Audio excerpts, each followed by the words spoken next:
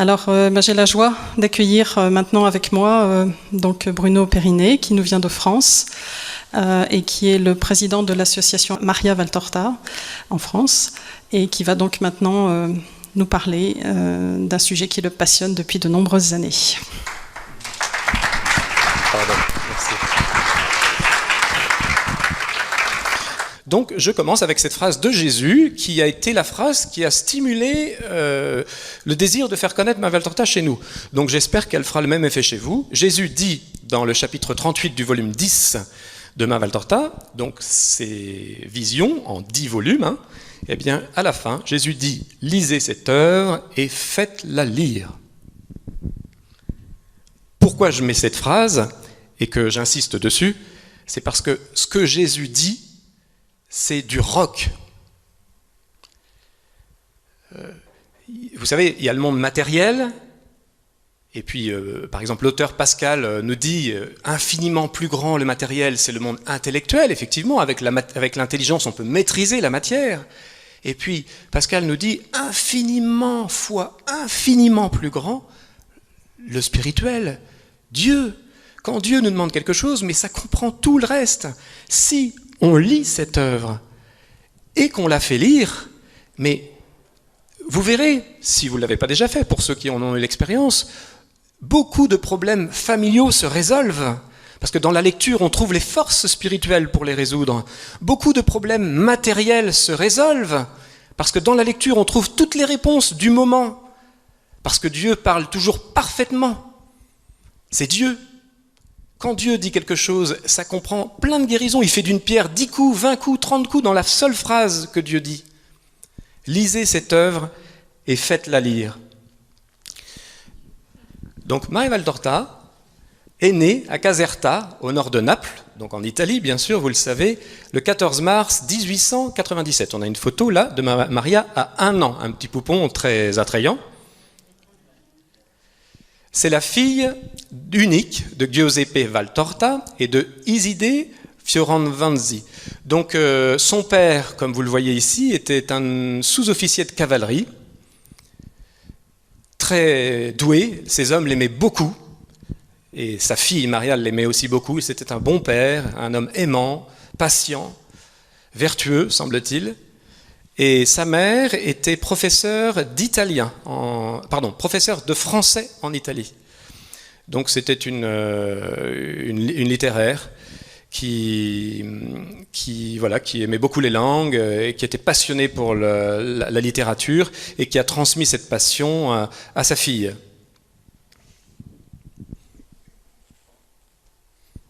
On va aller rapidement. J'ai de nombreuses photos de la vie de Maria Valtorta, on va en passer que 4-5.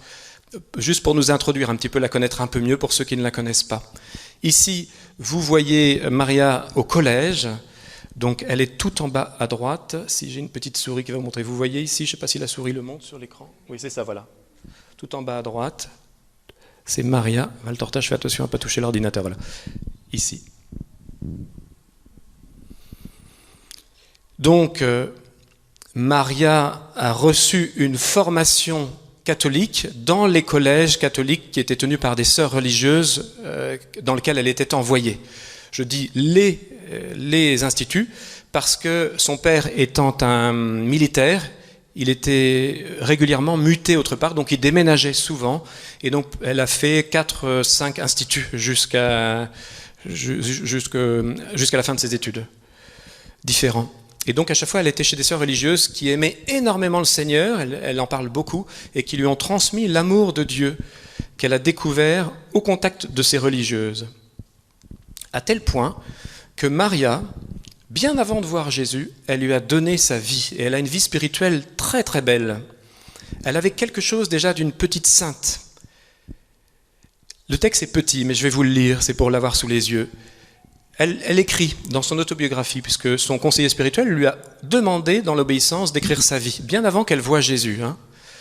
Jésus descendit en moi avec le Père et l'Esprit. Elle parle de sa confirmation. Regardez un petit peu, écoutez un petit peu ce qu'une jeune fille est capable d'écrire. Chacun, donc Jésus, le Père et l'Esprit, chacun portant ses dons à la petite Maria. Le Père entra offrant à cette âme jeunette la vision de la majesté et de sa puissance. Le Fils apporta avec lui tous les trésors de sa miséricorde et de sa sagesse. Une jeune fille de 16 ans, l'Esprit Saint y versa ses lumières et les flammes de sa charité. C'est véritablement dans la lumière que j'ai vécu ces journées-là, une lumière qui rendit tout lumineux à mes yeux, le passé, le présent et l'avenir. Tout me fut clair. Cette lumière me fit comprendre, au sens le plus profond du mot, ce que devait être ma vie en Dieu et ce que Dieu voulait de moi pour conquérir le royaume de Dieu. Alors, on va vous parler à la fin de Chrétien Magazine, notre revue, la revue dont je suis le responsable, et qui avait été fondée par Monseigneur René Laurentin. Vous en avez peut-être entendu parler au Canada, de Monseigneur René Laurentin. Et donc, quand M. Ravaz est décédé et que Monseigneur m'a demandé de prendre la suite de la revue, j'ai travaillé 3 jours par mois, jusqu'à sa mort quasiment, pas toujours, pendant quelques années, 3 jours par mois avec Monseigneur Laurentin sur différents sujets pour le Chrétien Magazine. Et Monseigneur Laurentin, donc je le connaissais bien, eh bien, il me disait, quand j'ai fait les études sur Lourdes, je me suis rendu compte, plus j'épluchais les dossiers, que Sainte Bernadette était sainte avant que la Sainte Vierge lui apparaisse. Et c'est à cause de... une des raisons, c'est son âme qui a attiré la Sainte Vierge. Eh bien, je me permets de faire le parallèle. Maria Valtorta, vous allez voir la profondeur de l'âme de cette jeune fille. Il est très probable que Jésus ait été attiré par elle. Et Jésus l'explique plus tard. Le 17 mars 1920, on la voit ici habillée en infirmière pour aider dans les hôpitaux. Elle avait un grand souci du service des autres. En 1925, elle s'offre à l'amour miséricordieux. C'est sa décision. Et le 1er juillet 1931, ça c'est beaucoup plus dur, elle l'offre au Seigneur comme victime expiatoire pour les péchés des hommes. S'offrir à l'amour, j'ai envie de dire, on est presque tous capables de le faire. Mais s'offrir en victime, quel courage, quel esprit de sacrifice. On n'est pas tous appelés à le faire. Mais quelle grâce pour le bon Dieu d'avoir des petites âmes qui s'offrent pour le salut des autres. Elle l'a fait. Alors, c'est un long texte. Je vais juste vous lire les petits passages de son offrande pour qu'on comprenne mieux son âme.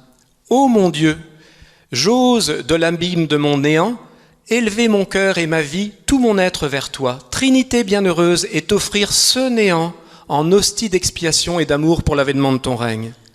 Je passe des passages. Je le fais avec joie pour la conversion des âmes.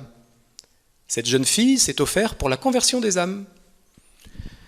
Je voudrais renouveler cette offrande. Je vous passe tous les passages, c'est très long, c'est beau, vous pourrez les lire dans l'autobiographie. Je voudrais renouveler cette offrande chaque fois qu'une faute te blesse, qu'une nouvelle offense est proférée contre ta sainte Trinité. Je voudrais être innocente et riche des mérites pour être plus à même de te consoler. Je voudrais avoir à mes côtés des multitudes d'âmes prêtes à s'offrir à ton amour, mais je suis pauvre et seul, coupable, moi aussi.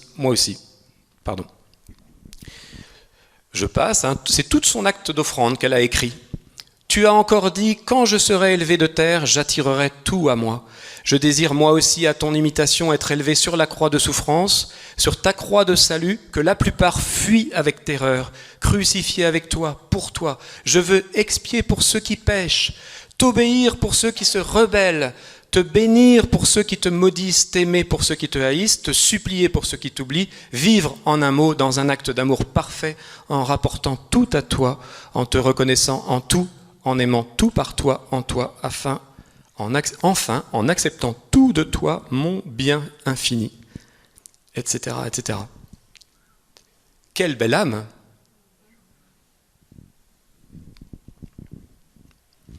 En 1943, clouée au lit depuis 9 ans, Maria Valtorta pense que sa fin est proche.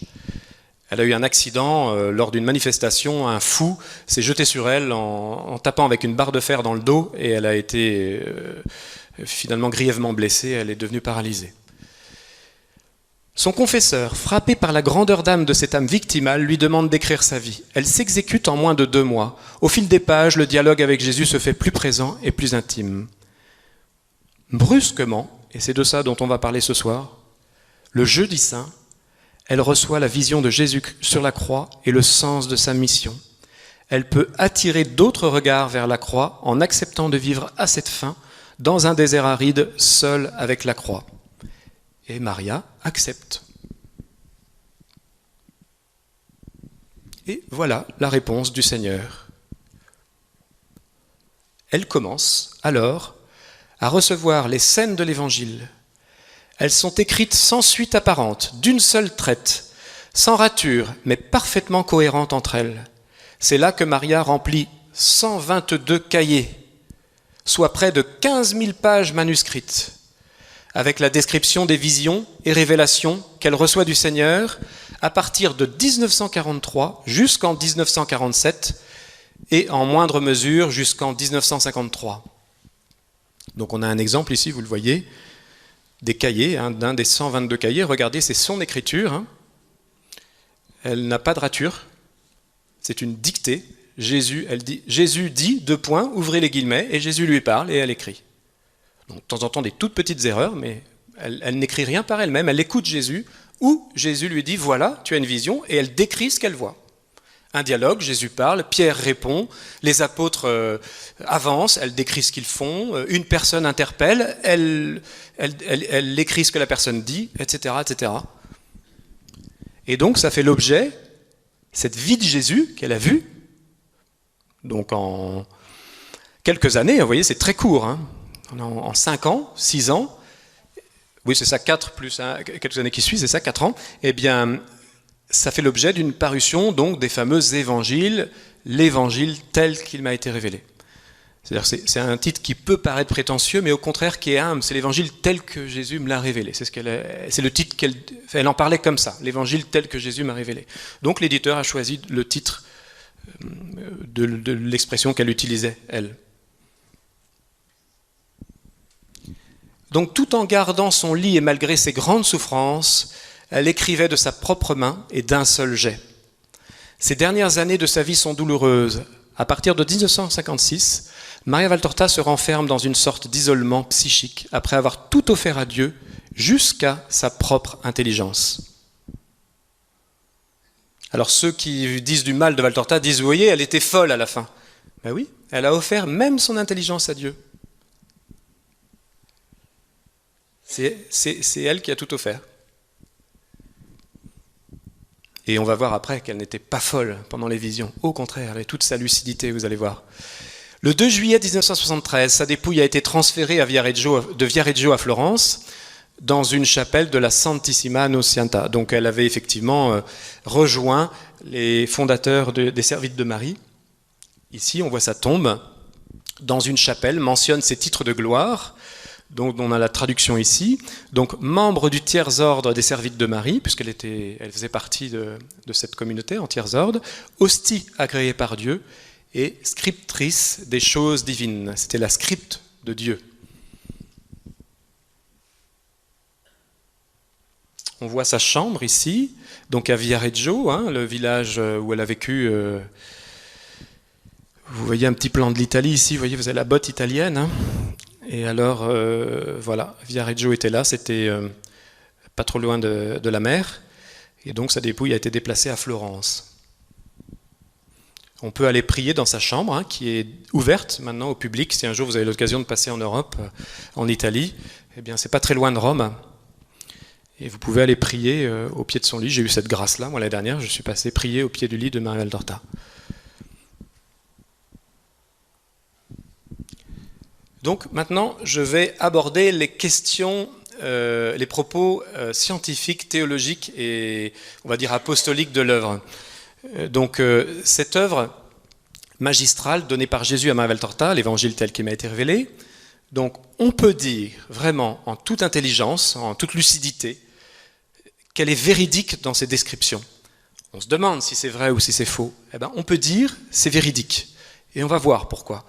On peut dire qu'elle se révèle sans erreur dogmatique. Elle est parfaitement fidèle à la théologie. Les grands théologiens qui se sont penchés sur la question l'ont confirmé. Plusieurs, on va voir tout à l'heure.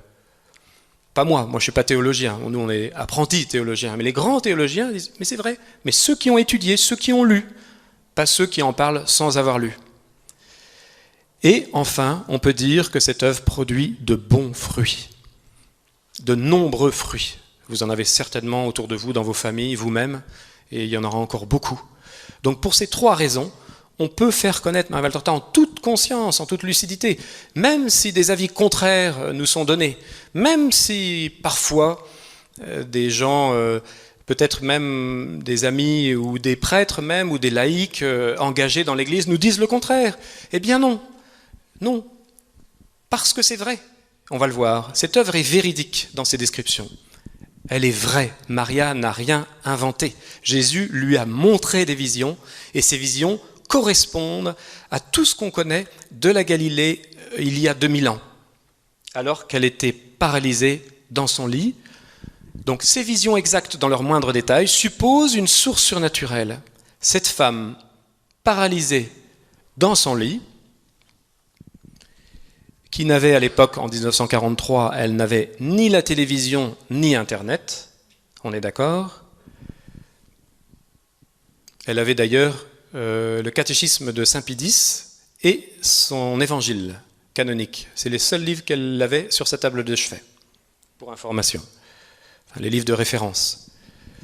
Eh bien, on va voir que cette femme décrit toute la géographie de la Palestine de manière parfaite. Cette femme paralysée dans son lit,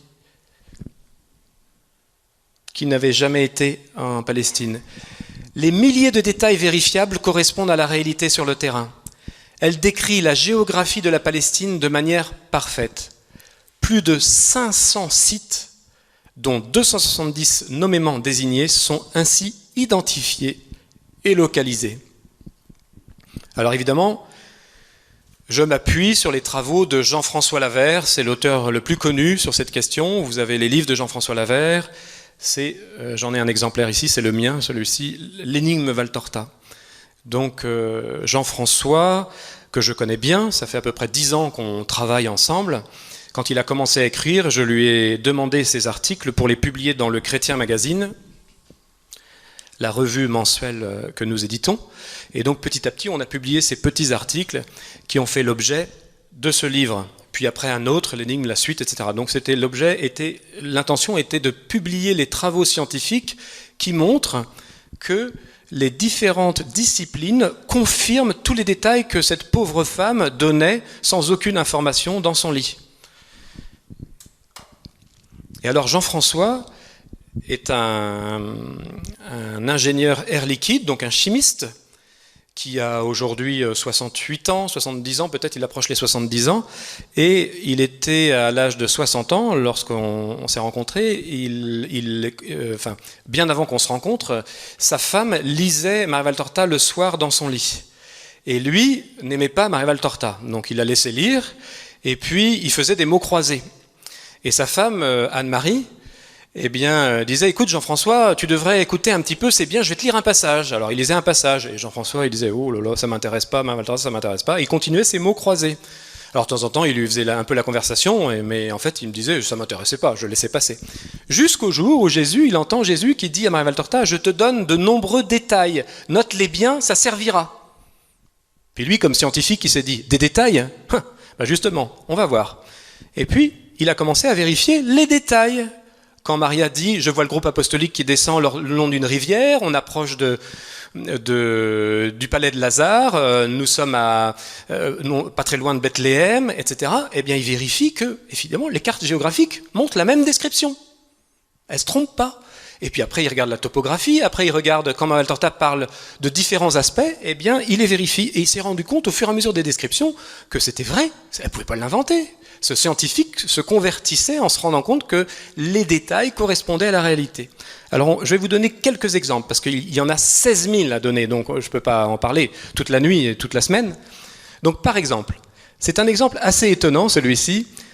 À Matarea, en Égypte, Maria dit qu'elle ne voit qu'une pyramide. Elle décrit le paysage, elle dit « je vois une pyramide à l'horizon », puis elle continue sa description. Alors là, L'ingénieur s'est dit, Jean-François s'est dit, une pyramide. Tout le monde sait qu'il y a 3 pyramides en Égypte, Khéops, Képhrène et Mykérinos. Et alors il va regarder et il positionne Matarea, c'est-à-dire l'endroit où la Sainte Famille était, c'était l'ancien quartier du Caire, Héliopolis. Donc il positionne, et effectivement, de Matarea, quand on se tourne à l'horizon, les 3 pyramides sont alignées, donc on n'en voit qu'une. Très étonnant. Une romancière n'aurait pas pu inventer ça. Elle aurait dit, je vois 3 pyramides, évidemment. Vous voyez, ça c'est un détail qui l'a attiré. Et alors il a continué à vérifier les détails. À Bethsaïda, le village de Pierre et d'André, le lieu est localisé par Maria 40 ans avant sa découverte en 1987. L'archéologie découvre un lieu qu'elle a décrit parfaitement en 1943. Et qu'est-ce qu'elle a décrit ? Jésus lui dit, il ne faut pas chercher Bethsaïda à côté des rives du lac, ici, puisque c'était un village de pêcheurs. Maria voyait Bethsaïda il y a 2000 ans, à côté des rives du lac. Et Jésus dit, il ne faut pas les chercher parce que 2000 ans d'alluvions ont comblé, des alluvions venant du fleuve, ont comblé le lac. Et donc, Bethsaïda est aujourd'hui dans les terres. Alors les archéologues ont couru, et ils ont trouvé Bethsaïda à 1 kilomètre au nord des terres, effectivement, dans les terres. Encore un détail qui confirme que c'est vrai. Et donc, ils ont trouvé en fait un village de pêcheurs, avec des détails de pêcheurs, des barques, des filets, en fouillant, donc propre à un port. Or, le lac est, comme Jésus l'a dit, à 1 kilomètre. Un détail parmi les 500 sites géographiques vérifiables avec les descriptions de Maria Valtorta. Un autre exemple, les grottes d'Arbela. Le lieu d'élection des 12 qu'elle décrit est parfaitement identifié. On distingue à peine ces petites grottes, là vous voyez. Vous vous souvenez, pour ceux qui ont lu, Jésus dit aux apôtres, allons faire une retraite. Il les emmène dans les grottes, c'est ça, et il les place dans différentes grottes. Chaque apôtre a sa grotte, il fait sa retraite personnelle. Jésus se retire dans une grotte plus haute, et ils font leur première retraite qui débouche d'ailleurs sur l'élection des 12. À la sortie de cette retraite, Jésus dit, je te nomme, Pierre, etc. Il les détermine comme les 12 apôtres. Et Jésus distribue la nourriture tous les jours, il leur fait un enseignement et ils repartent prier dans leur grotte. Voilà, la toute première retraite de l'Église. Et Maria décrit tout ce qu'elle voit. Elle dit, voilà, le groupe qui monte, pas très loin sur la route de... je ne sais plus quelle route, d'ailleurs, je ne l'ai pas retenue. Et tout colle avec la description, et surtout les descriptions des grottes. Donc on sait où c'est. On a vu. Jésus est passé là avec les apôtres, et Maria décrit le site tel qu'on l'a retrouvé. Alors qu'elle était dans son lit, paralysée, sans la télévision, sans Internet, etc., etc. Vous voyez, 500 sites géographiques parfaitement décrits. Donc c'est une source surnaturelle. On peut le dire. On en est certain. Elle décrit aussi, je citais l'exemple ce matin, je crois, par exemple, dans le palais de Lazare que les archéologues ont redécouvert dans les années 80 à Jérusalem, eh bien, on a découvert, dans les années 80, je dis bien, une pièce en marbre rouge. Et Maria Valtorta, en 1943, décrivait les passages de Jésus dans le palais de Lazare, et à un moment, elle dit, il traverse une pièce rouge. Puis elle met une note, elle dit, mais je la vois rouge. Oui, mais il n'y a pas de pièce rouge. Elle dit, mais moi je la vois rouge. Et il y avait effectivement une pièce en marbre rouge, etc., etc. Vous voyez ? Donc une précision qu'aucune personne n'aurait pu deviner toute seule. Si elle était calée, ou plutôt si la géographie confirme que la source était surnaturelle, eh bien l'archéologie aussi le confirme. Donc à travers quelques exemples, c'est pareil, une centaine de monuments sont parfaitement décrits et confirmés par les archéologues, dont plusieurs sont découverts après la mort de Maria Valtorta. Je vous ai cité le palais de Lazare à l'instant, il y en a bien d'autres, on va en voir. Tout ce qui a pu être vérifié à ce jour s'avère exact. C'est-à-dire que les scientifiques, quand ils prennent l'œuvre de Valtorta, ou plutôt quand ils ont pris, puisque maintenant les recherches ont été faites et vérifiées, ils prennent chaque détail et c'est une vérification systématique. Elle décrit ça, on va voir si c'est vrai. Elle décrit ça, on va voir si c'est vrai. Eh bien, tout ce qui est vérifiable correspond à la réalité. Elle voit par exemple le tombeau de Rachel. Et alors ce qui est très intéressant, c'est qu'elle le voit comme il était sans l'ajout qui a été fait en 1850. Aujourd'hui, le tombeau, il est comme ça. C'est-à-dire que si on veut inventer une histoire avec Jésus et qu'on parle du tombeau de Rachel, on en parle comme ça, c'est-à-dire un bloc carré plus un rectangle. Et Maria dit qu'elle voit les apôtres et Jésus donc, qui sur la route s'arrête pour faire une prière sur la tombe de Rachel, et elle dit « je vois un cube avec un dôme ». Elle ne dit pas un rectangle. Effectivement, le rectangle a été construit en 1850. Elle avait donc une vision d'il y a 2000 ans, tel qu'il était à l'époque.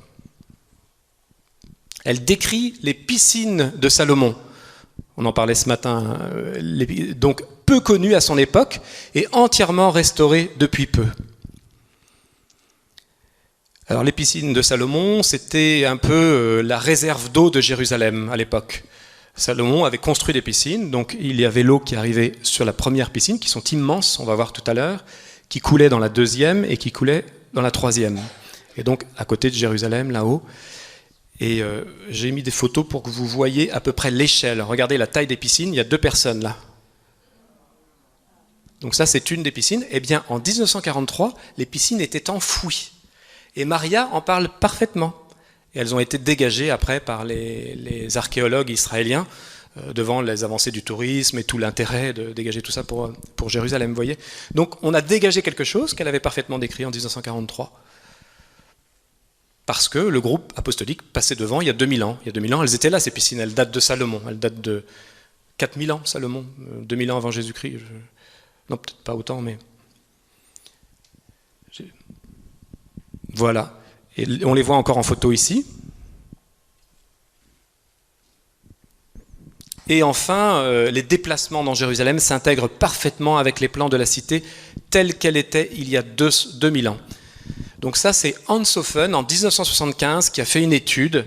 Il a pris tous les déplacements de Jésus décrits par Maria Valtorta, et puis quand elle disait qu'il approchait devant une porte, par exemple la porte des moutons, une porte du temple, et que Jésus devait contourner un pylône avec les apôtres pour rentrer dans... Eh bien effectivement, il y a un pylône devant, etc., etc. Et il a pris toutes les descriptions, tous les passages que Maria donnait concernant le temple, et Jérusalem, et tout s'intègre avec la connaissance archéologique qu'on a depuis.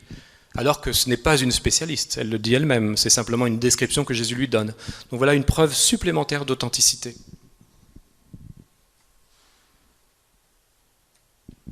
On continue dans les disciplines, les us et coutumes de l'époque.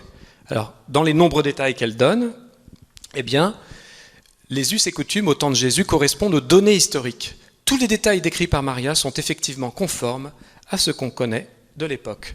Par exemple, cette charrue romaine tenue par un timon de fer qui traverse le bois. Vous connaissez peut-être le passage où Jésus s'arrête chez un paysan et il est en difficulté parce que ce pauvre homme a sa charrue qui est cassée. Et Jésus dit, écoute, je suis charpentier, je vais te la réparer. Et Simon-Pierre et les apôtres, mais non Seigneur, tu vas pas la... Si, je vais lui réparer. Pour montrer l'exemple aux apôtres, de la charité, etc.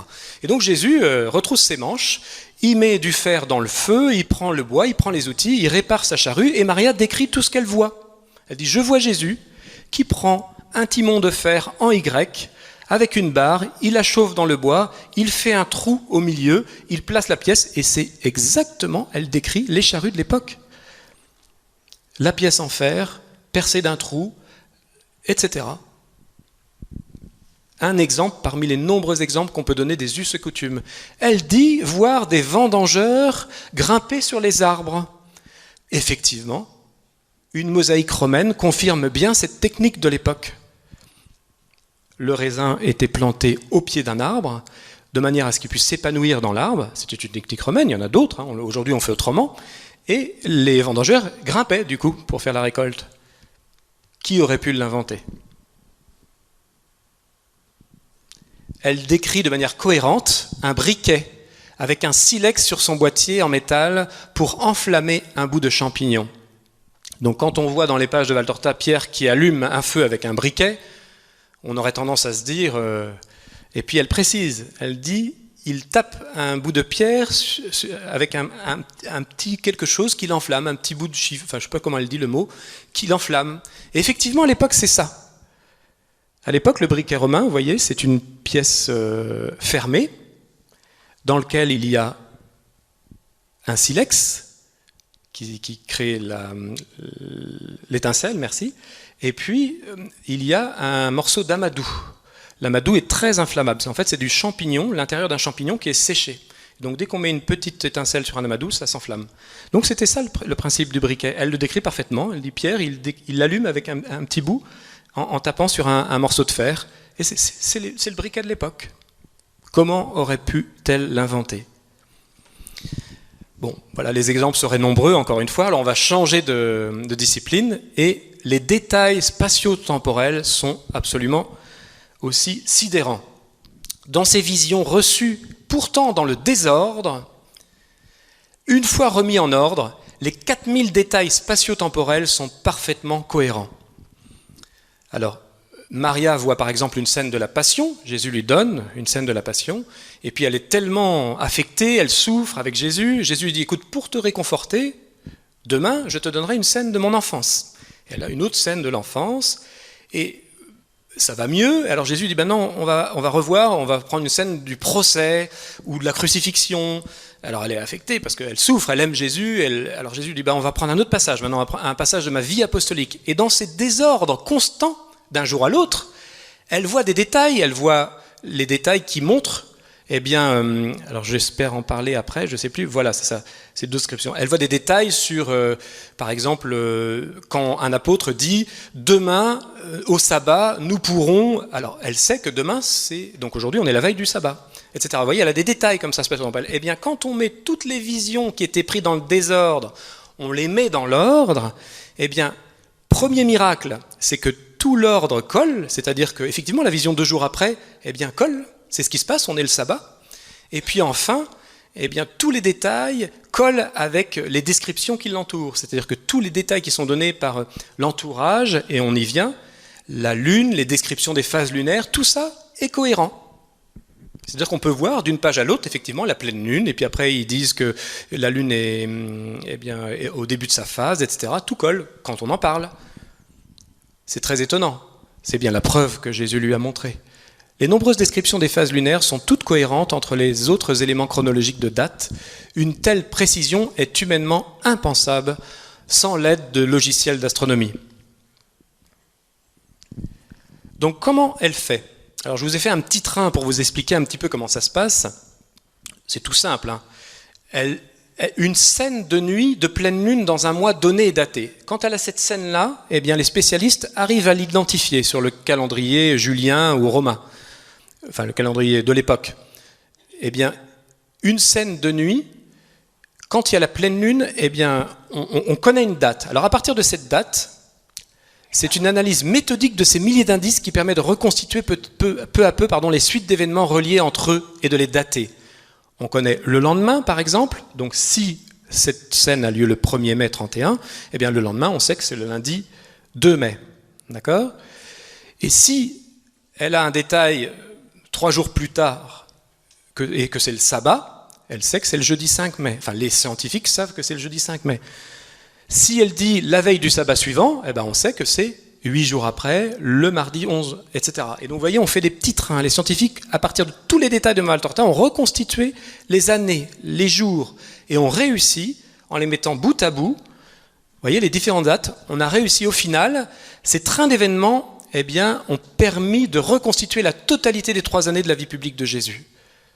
Donc, grâce aux visions de Valtorta, l'exégèse, maintenant, les exégètes peuvent aller puiser l'ordre chronologique de manière très fiable. On est certain. Tout colle avec les dates, les lunes, les phases. Il y a quelques doutes. Il réside très peu de doutes, mais les scientifiques en parlent. Donc c'est une grâce. Une autre discipline, la faune, la flore et les minéraux de Palestine sont décrits avec talent pour une femme, encore une fois, qui n'y avait jamais été. En effet, elle ne parle pas des carottes, ni des pommes de terre ou des tomates, qui, effectivement, n'existait pas en Palestine à l'époque. Elle ne parle pas du riz, apparu au XIXe siècle. Un romancier aurait pu tomber dans le piège. Elle non, elle n'en parle pas parce qu'elle ne le voit pas tout simplement. Et elle nomme l'avoine et le seigle cultivés en Palestine au 1er siècle et qui pourtant ne sont pas mentionnés dans la Bible. Mais les spécialistes nous confirment qu'elle a vraiment été cultivée au 1er siècle. Elle ne voit pas de chat qui était effectivement banni du pays, ni de chien. Sauf une fois à Ascalon, seul endroit où curieusement les archéologues ont retrouvé justement en 1986 un cimetière de chiens. On en voit une photo ici. Très étonnant, ça colle parfaitement, ces descriptions collent parfaitement avec l'archéologie de ce qui se passait il y a 2000 ans. Etc., etc. Les personnages, donc autour de Jésus, elle décrit plus de 700 personnages, dont, au fil des livres, dont l'existence historique de plus d'un tiers est maintenant prouvée. Bien sûr, les 12 apôtres, des personnages célèbres comme Nicodème ou Lazare, mais aussi des personnages complètement inconnus dont l'existence historique est vérifiable. Alors il y a des centaines d'exemples que nous pourrions donner, vous les trouverez encore une fois dans ce livre, l'énigme Valtorta, et dans d'autres parutions. Tous les personnages que Maria décrit, eh bien, quand on arrive à trouver une source historique, il le confirme qu'il existe, et bien dans les termes. Parmi les dizaines que nous pourrions citer, Photinaï, elle parle d'une certaine Photinaï, nom qu'elle donne à la Samaritaine, et l'on trouve effectivement une sainte Photine, phoniquement ça sonne presque pareil, une sainte Photine, dans la tradition orthodoxe. Étonnant.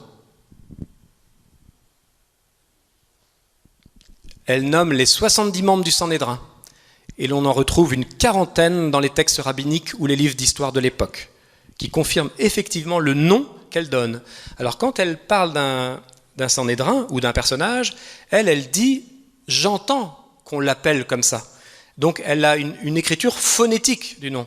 Et donc ça ne correspond pas toujours à l'orthographe, mais les phonèmes correspondent à ce que les historiens sortent quand on cherche. Étonnant. Parmi les nombreux exemples que nous pourrions citer, une esclave nommée Thusnilde, qui vient de Germanie et que l'histoire identifie à Thusnelda, la femme oubliée d'Arminius, vaincue par Varus. Effectivement, les esclaves, vous savez, des vainqueurs romains étaient au service des différents romains envoyés dans le monde, et donc il y a une certaine Thusnelda, et bien effectivement, dans l'histoire, on trouve cette Thusnelda, elle existe, alors on ne savait pas qu'elle était en Palestine, les historiens n'en savaient rien, mais elle est vraiment la femme de Arminius qui avait été vaincue par les Romains lors des campagnes de Germanie.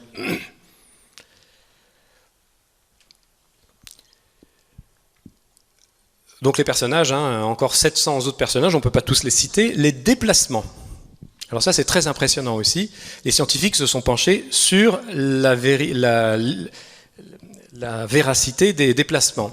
Plusieurs chercheurs ont analysé ces déplacements sur 500 étapes décrites, et tous les voyages du groupe apostolique, sans exception, sont confirmés plausibles tant du point de vue de leur durée que de la distance parcourue, que ce soit tous les déplacements à pied ou d'un rameur ou voilier. Donc effectivement, pour se rendre compte, quand on se déplace à pied, on se déplace à environ 5 km/h. Donc si le groupe apostolique marche environ une après-midi, il exécute environ 15-20 km. Donc les scientifiques se disent, voilà, il s'est déplacé de telle ville à telle ville. D'après Maria, on connaît le temps, parfois on ne connaît pas, mais si on connaît le temps, on regarde, effectivement, les villes sont à 20 km environ. Quand ils marchent toute une nuit, ils peuvent être à 50 km. Et ça colle avec les 10 heures de marche des apôtres. Vous voyez ? Donc, quand les apôtres se déplacent en barque, on sait qu'une barque sur le lac, d'après les spécialistes, les connaissances de l'époque, eh bien, se déplace environ à 7 ou 8 km/h, si je me souviens bien. Un peu plus, ça va jusqu'à 15 dans certains cas. Mais effectivement, la traversée du lac est plus rapide que s'il le faisait à pied, etc., etc. Vous voyez ? Donc elle ne peut pas l'inventer. C'est bien qu'elle l'a vu, et puis que ça colle, et puis que tout ça, finalement, c'est vérifiable, quoi. Voilà, donc il y aurait tant à dire sur la partie scientifique. Je vais passer à la partie théologique, si vous le voulez bien, par exemple. Donc voilà, on peut dire, je le répète, parce que c'est ça ce que je voudrais que vous reteniez, si vous ne le savez pas déjà, Cette œuvre magistrale donnée par Jésus à Maria Valtorta, l'évangile tel qu'il m'a été révélé, est véridique dans les descriptions. On peut le dire en conscience. Même si on nous demande de dire autre chose. Alors on peut obéir à ce qu'on nous demande, mais on peut aussi le dire par conviction et pour le bien des gens, vous voyez. Donc tout à l'heure, je vous parlerai de la théologie et des fruits. Pour l'instant, ça fait déjà une petite 3/4 d'heure, 1 heure que vous êtes là, c'est ça, donc on va faire une petite pause. Voilà, je reprends mon petit fil, ça va pas être très long, je vais accélérer un peu la fin, parce qu'il y a des gens qui doivent partir, et après il y aura des questions autant que vous voulez. Donc, mais je vais pas omettre les points les plus importants. Donc, si l'œuvre est vraie dans ses descriptions, tous les scientifiques le confirment. Je dis bien les scientifiques qui regardent l'œuvre, qui se penchent sur la question, qui étudient objectivement l'œuvre. Un jour, on nous a dit « Oui, mais vous en parlez pas de manière objective. » Au contraire, Jean-François Lavère, c'est parce qu'il ne croyait pas en l'œuvre qu'il a approfondi. Et après, comme il est humble, la vérité, il l'a acceptée. Vous comprenez ? Il n'y a pas plus objectif que la démarche véritablement scientifique, humble, de quelqu'un qui cherche, qui reconnaît. Donc, si l'œuvre est vraie dans ses descriptions, on en est certain, on peut en parler avec certitude, avec autorité, voilà, on est sûr. Après, on nous croit pas, on aime, on n'aime pas, on en veut pas, c'est pas notre affaire, c'est la liberté des autres. Et puis, il y a un temps pour tout. Tout à l'heure, un homme me disait, il y a aussi un temps pour lire. C'est vrai, nous tous, nous avons un temps dans notre vie, et les interlocuteurs que nous avons, à qui nous voulons faire connaître Jésus de manière plus parfaite à travers cette œuvre, ont aussi leur temps. Qui viendra s'il n'est pas venu ? Donc, cette œuvre, l'évangile tel qu'il m'a été révélé, c'est 16 000 pages, 4 800 pages éditées, là, c'est 10 livres, et toute l'œuvre de Maria Valtorta se révèle sans erreur dogmatique. C'est-à-dire qu'elle est fidèle à la théologie. Alors, la personne la plus en autorité pour en parler, c'était Pie XII. Le 26 février 1948, le pape Pie XII soutient l'impression de l'évangile tel qu'il m'a été révélé en déclarant au servite de Marie, chargé des travaux de la publication, « Publiez l'œuvre telle qu'elle, ceux qui liront comprendront ». Donc Pie XII a lu. L'histoire de l'Église maintenant a assez montré que Pie XII était vraiment un théologien fin.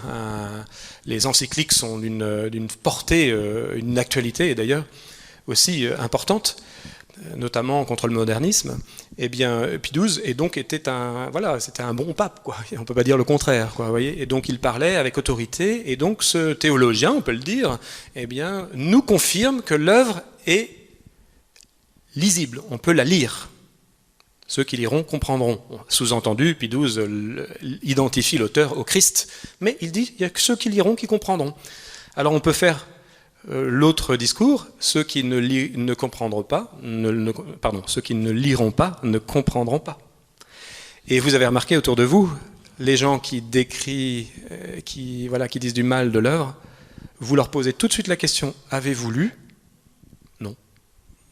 Tous ceux qui en disent du mal, moi ça fait 18 ans que je fais connaître l'œuvre, à chaque fois que j'ai eu un théologien, mais moi je ne suis pas théologien, un responsable de monastère, un évêque, un prêtre, un laïc, un intellectuel qui en disait du mal, je lui disais « Avez-vous lu ?» Il me disait « Non ». Ou alors il ne répondait pas, parce qu'il n'avait pas lu. Vous voyez, quand on lit, ceux qui liront comprendront, et ceux qui ne liront pas, ne comprendront pas. Il faut lire pour comprendre. Donc, la réponse à telle ou telle objection, c'est « lis ». Est-ce que tu as lu ? Non. Lis. On en reparle. D'accord ? Et mon oncle prêtre dit il faut dire à la personne, tant qu'elle n'a pas lu 10%, au moins un livre, elle n'en parle pas. Parce qu'on peut prendre un petit passage, c'est pas vrai. Non, il faut lire au moins un livre. Là, après, on en parle. Après, on discute. Donc, dans la théologie, évidemment, pas d'erreur, le cardinal Gagnon le confirme, spécialiste du droit canon, a estimé tout à fait conforme aux exigences du droit canonique le genre d'imprimature accordé par le pape Pie XII en 1948 devant témoins. Effectivement, selon le code du droit canon, le pape détient le jugement final en matière de révélation. Ça, ce sont des arguments que je vous donne quand on vous dit « l'œuvre est mise à l'index ». On va en parler. C'est des arguments contre. Oui, voilà. Le pape a dit qu'on pouvait lire. Le cardinal Gagnon dit que c'est un imprimatur oral. Donc on peut aussi, s'il y a des arguments contre que vous dites, il y a aussi des arguments pour, voilà, on les dit. L'œuvre n'est pas encore, l'Église n'a pas encore statué complètement, donc il y a des pour, il y a des contre, voilà. Cependant, en 1960, Monseigneur Giovanni, pépé de la Congrégation pour la doctrine de la foi, le même qui condamnait Sœur Faustine et Padre Pio, met alors l'œuvre à l'index. C'est intéressant de noter que c'est le même qui a condamné Padre Pio et Sœur Faustine. Pourtant, il ne trouve aucune erreur théologique dans l'œuvre. L'Observatore Romano, qui publie, le dit. Voilà, ils font des suppositions, il n'y a aucune erreur qui est énoncée et démontrée. Ce qui est déjà, à mon goût, un signe d'authenticité. Quand un théologien veut dire du mal d'une œuvre, s'il ne trouve pas d'erreur dedans, ça veut dire que déjà il se trompe. Parce que s'il n'y a pas d'erreur, c'est que ça vient du Dieu. Le diable ne fait pas une œuvre qui est fidèle à la révélation. Décision disciplinaire, mais pas dogmatique. L'index est supprimé en 1966. Alors, vous pouvez dire aux gens qui vous disent l'œuvre a été mise à l'index, eh bien, cher monsieur, chère madame, oui, mais c'est le même Monseigneur qui a condamné Padre Pio et Sœur Faustine. Alors déjà, oui, on voit un petit peu le style. Hein, je ne juge pas la personne, je juge son jugement. Hein, c'est Dieu qui le jugera. Mais c'est un jugement qui peut paraître rapide. Contre Padre Pio, contre Sœur Faustine, contre Maria Valtorta. Bon. Et puis, surtout, il n'y a pas eu d'erreur et c'est une décision disciplinaire. Pourquoi ? Parce que l'histoire est que le père Berti avait les cahiers, donc les écrits de Maria Valtorta, dans sa possession. Rome lui a demandé de les apporter, les originaux. Alors il s'est dit non, ça sent le roussi là. Donc il n'a pas voulu, il a fait un double, il a apporté le double et il a demandé une permission de publication, on ne lui a pas donné, donc il a dit je vais vite les publier pour plus qu'on m'interdise. Donc il n'a pas désobéi, il n'a pas eu la permission, et donc mise à l'index, et c'était parce qu'il n'a pas obéi. C'est disciplinaire, c'est pas parce que l'œuvre est mauvaise. Vous voyez la distinction ? C'est important de le savoir quand vous avez des gens en face de vous. En tout cas, si elle est mauvaise, personne ne l'a prouvé jusqu'à maintenant. Paul VI, le 17 janvier 1974, le secrétaire du pape Paul VI, donc la plus haute instance du Vatican, transmet au père Rochini des félicitations du Saint-Père pour son ouvrage. La Vierge Marie dans les écrits de Maria Valtorta, ouvertement favorable à Maria Valtorta. Donc cette œuvre, malheureusement, il n'y en a plus dans la librairie. Vous pouvez le commander à la librairie Saint-Joseph à Québec. La Vierge Marie dans les écrits de Valtorta, c'est tous les passages de la Sainte Vierge qui sont dans l'œuvre, qui sont repris, et Paul VI a félicité. Jean-Paul II lisait Maria Valtorta. Alors c'est une information qu'on connaît depuis 20 ans, mais je ne la citais jamais parce que j'en avais jamais eu la preuve. Et le père Bonnet nous a donné cette preuve. Lors de ses études à Rome, a rencontré, donc le père Bonnet qui est mort le mois de mars de l'année dernière, de cette année, pardon. Oui. Eh bien, lors de ses études à Rome, a rencontré par 3 fois son secrétaire personnel, le cardinal Divitz, qui lui a certifié avoir vu souvent les œuvres de Maria Valtorta sur la table de chevet de Jean-Paul II. Donc on sait que Jean-Paul II lisait Maria Valtorta. Donc évidemment, s'il avait trouvé une erreur, il l'aurait dit. Mère Teresa disait du bien de l'œuvre. Le père Léo Masbourg, son conseiller spirituel allemand, interrogé en 2009 par la revue Chrétien Magazine, confirmait sa réaction positive, sans se souvenir d'autres détails. Donc j'étais là quand l'abbé Pierre Lefebvre, mon oncle, a questionné le conseiller spirituel de Mère Teresa, et il a dit effectivement, elle en disait du bien. Maintenant je ne me souviens plus exactement, parce qu'on avait entendu parler qu'elle partait toujours en déplacement avec un livre. Et il dit, je ne peux pas vous l'assurer. Donc voilà, on n'est pas sûr de ça. Mais on sait qu'elle aimait l'œuvre. Le Padre Pio conseillait fortement la lecture. Une pénitente lui demande 1 an avant sa mort si elle pouvait le lire. Le Padre lui répondit, non seulement je vous le permets de lire, mais je vous le commande, avec son style italien un peu directif, là. Voilà. Donc le Padre, si lui l'avait identifié au Christ, qui sommes-nous pour avoir un jugement meilleur que le Padre Pio ? Monseigneur Carinci, cette œuvre pouvait porter beaucoup d'âmes au Seigneur, pourrait porter beaucoup d'âmes au Seigneur, des pécheurs à la conversion et des bons à une vie plus fervente et plus active. Vous voyez, les exemples sont multiples. Je vais vous donner tout à l'heure un Chrétien Magazine qui a été fait il y a 2 ans, et donc dans lequel j'ai consigné à peu près l'essentiel des témoignages, comme ça vous l'aurez, vous les aurez. Il y a d'autres avis de théologiens, de personnes imminentes qui dépassent largement notre intelligence et notre connaissance de la révélation, qui estiment que l'œuvre est tout à fait fidèle à la révélation, à la doctrine. Voilà. Donc, je répète, pour que vous retenez bien, pardonnez-moi de répéter, cette œuvre est vraie grâce aux vérifications scientifiques, elle est fidèle aux enseignements, elle est fidèle à la révélation, fidèle à la doctrine catholique. autant qu'on a pu le vérifier dans tous les détails. Donc, comment ne peut-elle ne pas venir de Dieu? Et enfin, s'il en était besoin, on va voir quelques bons fruits. Et je termine là-dessus. Quelques exemples rapides. Le père Yannick Bonnet, nous l'aimons beaucoup, puisque c'était le seul prêtre qui m'a encouragé, dès le départ de la fondation de l'association, qui m'a encouragé publiquement. D'autres prêtres m'ont encouragé, d'autres évêques m'ont encouragé, mais toujours il me disait, il ne faut pas dire mon nom. Je comprends, je les comprends. Je ne dis pas que c'est bien, mais je les comprends, parce que voilà, ils ne veulent pas avoir de problème avec les révélations privées, vous savez, hein, le contexte. Mais il nous encourage. Et lui a dit, je vous encourage, et je dis, mon père, on peut citer votre témoignage? Il m'a dit, oui, vous le citez, j'assume. Donc évidemment, il y a une amitié qui est née au fur et à mesure de ces 15 ans de travail avec lui sur ces questions. À la question d'une dame, peut-on lire Maria Valtorta? Le père Yannick Bonnet répond, comme un bon conseiller spirituel, l'évangile tel qu'il m'a été révélé éclaire beaucoup de choses. Si cette lecture vous rend plus aimante de Dieu, de l'Église et de votre prochain, continuez à lire. Ça, c'est du discernement. Est-ce que c'est de Dieu ou pas de Dieu? On ne peut pas le dire forcément au premier abord, mais est-ce que cette lecture vous rend plus aimante de Dieu? Vous connaissez mieux le Christ après? Oh oui. Vous l'aimez plus? Oh oui. Hein, en lisant Valtorta, on aime plus Jésus. Hein. Est-ce que vous aimez plus l'Église? Oh que oui. Les sacrements, comment Jésus les encourage à la pratique, comment il détaille tous les fruits, comment il l'explique aux prêtres, même comment confesser, vous trouverez ça dans l'œuvre, etc., aux premiers apôtres. Comment il les défend, comment il explique le rôle dans l'âme, que c'est 7 médicaments pour les âmes, c'est-à-dire qu'on pratique les sacrements, nos âmes sont guéries, c'est guéri, de la guérison. Jésus explique tout ça. Donc évidemment l'Église, qu'on court vers elle après avoir lu tout ça, vous comprenez? Et enfin, est-ce que vous aimez plus le prochain en aimant Valtorta? Oh que oui.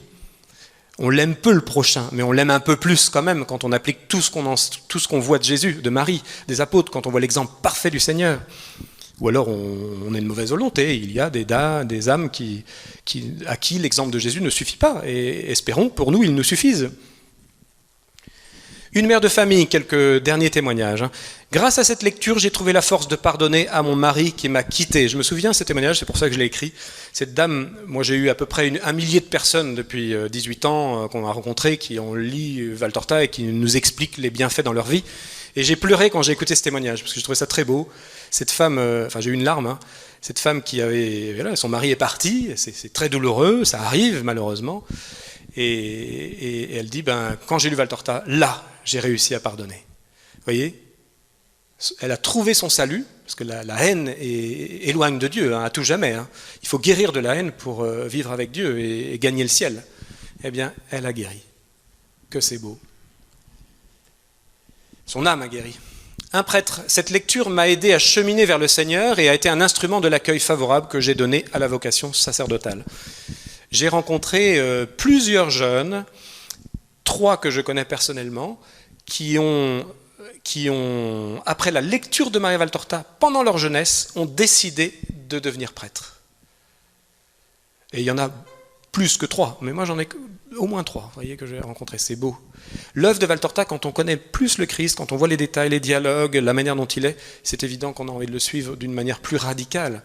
Quel que soit l'appel que le Seigneur nous donne, après le Seigneur nous guide vers la vraie vocation. Mais 3 jeunes qui sont rentrés, ou moins jeunes, qui sont rentrés pour le 3e, au séminaire, suite à la lecture de Valtorta. Vous voulez des vocations dans vos familles? Faites lire Valtorta. Vous voulez des vocations chez vos petits-enfants? Faites lire Valtorta. Vous voulez des vocations dans votre paroisse? Donnez l'œuvre de Valtorta à une amie, à un autre. Vous verrez.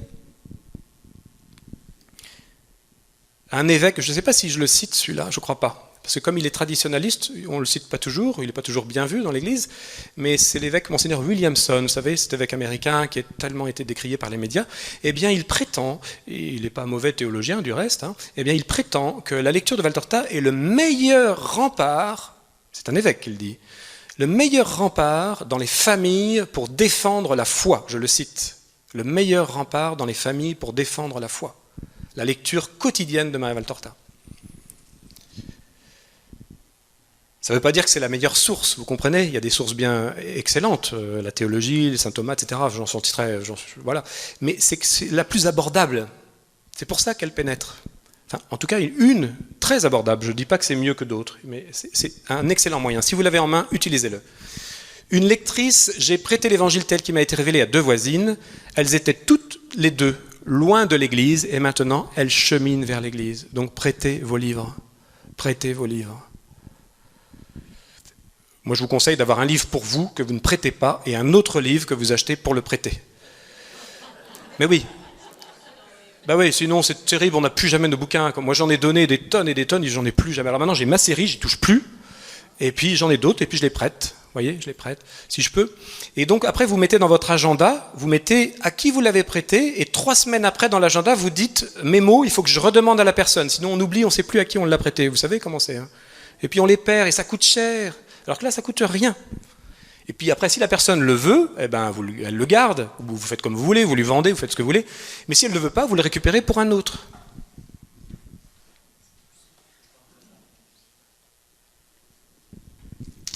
Une aveugle. Donc c'est une cliente, c'est aveugle, c'est pour ça que je cite ce témoignage, c'est pareil, c'était bouleversant.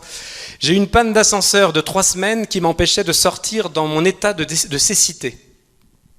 Pour une aveugle, 3 semaines sans ascenseur. Vous vous rendez compte? Elle m'a dit je ne pouvais plus sortir. Incroyable, les pauvres gens, ce qu'on a à subir dans la vie, c'est 3 semaines, une aveugle bloquée dans son immeuble. J'ai écouté la vie de Jésus du matin au soir. Au lieu des pires semaines de ma vie, j'ai passé les 3 plus belles semaines de ma vie. Il fallait l'écouter dire ça. Elle disait, j'avais l'impression que Jésus, il était là.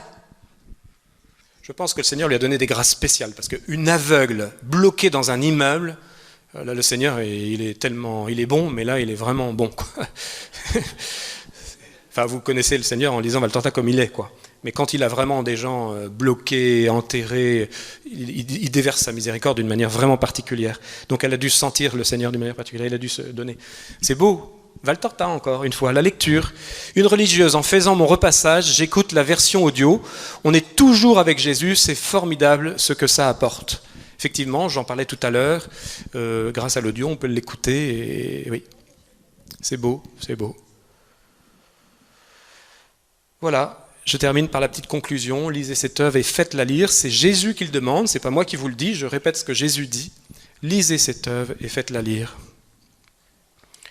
Alors, c'est pour ça qu'on a décliné, hein, j'en ai parlé tout à l'heure, j'en reparlerai pas, mais on a décliné les livres en audio pour les adultes, pour les adolescents, les enfants et les petits-enfants.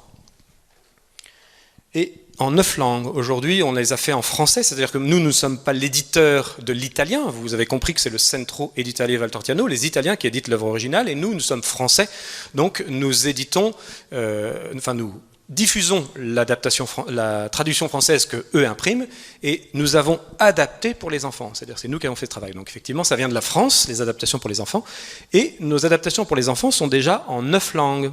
C'est une grâce pour tous les enfants, c'est vraiment une grâce. Et donc, nous donnons les droits à l'étranger. C'est-à-dire quand un pays, si vous avez des contacts aux États-Unis, ici, en anglais, et que vous avez des gens susceptibles de connaître des éditeurs qui veulent éditer les adaptations de Maria Valtorta pour les enfants, venez vers nous, s'il vous plaît, parlez-leur. On donne les droits, on ne les vend pas, on les offre pour l'évangélisation. Donc, si vous avez des contacts, vous le faites, et il faut que ça se diffuse. Il faut que les enfants du monde entier lisent de Valtorta. C'est beau quand même pour les enfants, c'est une vraie catéchèse. Vous voyez. Donc... voilà, et on peut faire toutes sortes d'apostolats hein, pour tous les médias, notre portée, papier, internet, téléphone, on peut utiliser tous les moyens qu'on a pour faire connaître cette œuvre. Souvenez-vous, Sœur Faustine a été couronnée par l'Église parce qu'elle a été répandue par des laïcs, c'est à nous de le faire. Donc faites-le de votre mieux, s'il vous plaît, et c'est ce qu'on essaie de faire aussi. Et puis enfin, je mentionne une dernière chose, pour ceux qui veulent s'abonner, nous avons lancé une revue qui démarre le mois prochain, qui s'appelle l'Évangile du dimanche, qui est l'équivalent de, pour faire vite, de Prions en Église, mais avec Maria Valtorta. C'est-à-dire qu'on a tous les passages de l'Évangile du prêtre le dimanche et l'équivalent dans Valtorta. Comme ça, on a par exemple, quand le dimanche, on a la guérison de la femme adultère, pas la guérison, pardon, la miséricorde, hein, Jésus absout la femme adultère, eh bien, dans Valtorta, on voit les détails. Et souvenez-vous, Jésus est sur le sable.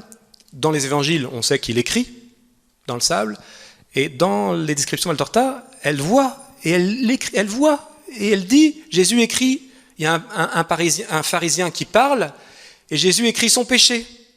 Dans le sable, discrètement, le pharisien est devant lui. Il est assis, il fait mine de rien, il écrit, parricide, a tué son père. Le pharisien, il s'en va. Il y a un autre pharisien qui dit « Ouais, il faut la condamner ». Jésus dit « Adultère ». Il s'en va. Et on voit, on comprend pourquoi ils arrêtent. Et Jésus dit que le premier qui a péché jette la première. Et tout le monde s'en va. Voilà. Et donc, voilà, Jésus, tout l'enseignement. Et donc, vous voyez, on a le passage de l'Évangile et la concordance dans Valtorta. Donc vous pouvez vous y abonner aussi, ça nous soutient, si vous le voulez, vous pouvez, c'est avec Chrétien Magazine. Je vais vous donner un Chrétien Magazine, comme ça vous aurez nos coordonnées, vous pouvez le faire. Est-ce que c'est sur Internet ? C'est sur Internet aussi, on peut l'avoir gratuitement, c'est-à-dire que si vous voulez les passages de Valtorta et du dimanche, vous cherchez sur Internet l'Évangile tel qu'il m'a été révélé, vous tapez dans vos moteurs de recherche correspondance, le dimanche, Évangile du dimanche, et puis très vite vous avez des sites qui proposent, dont les nôtres, c'est gratuit, on peut l'avoir sur Internet. Oui, voilà. Voilà, j'en ai terminé pour la présentation. Au revoir la dame qui devait partir à 9h30. Aux dames.